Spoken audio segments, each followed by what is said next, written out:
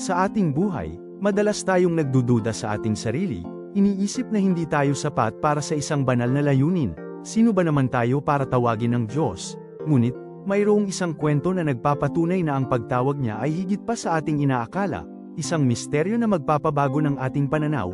Isipin natin si Moises, isang pastol na nagtatago sa disyerto, may pag-aalinlangan sa kanyang kakayahan, sa harap ng isang nagliliyab na palumpong na hindi nasusunog, doon nagpakita ang Diyos. Hindi siya tumawag ng hari o isang makapangyarihang pinuno, kundi isang taong tila walang tiwala sa sarili. Ito'y isang malinaw na mensahe, ang pagpili ng Diyos ay hindi dahil sa kung gaano tayo kagaling, kundi dahil sa kanyang dakilang plano. Ang pagtawag ng Diyos ay hindi naghihintay na maging perpekto tayo, ito ay isang paanyaya na lumakad kasama niya. Sa kabila ng ating mga kahinaan, ang kanyang pag-ibig ay hindi nagtatakda ng mga kondisyon, kundi nag-aalok ng presensya. Sa gitna ng ating takot at pag-aalinlangan, mayroong isang pangako na patuloy na umaalingaw-ngaw. Sinabi ng Diyos, "Ako'y sa iyo."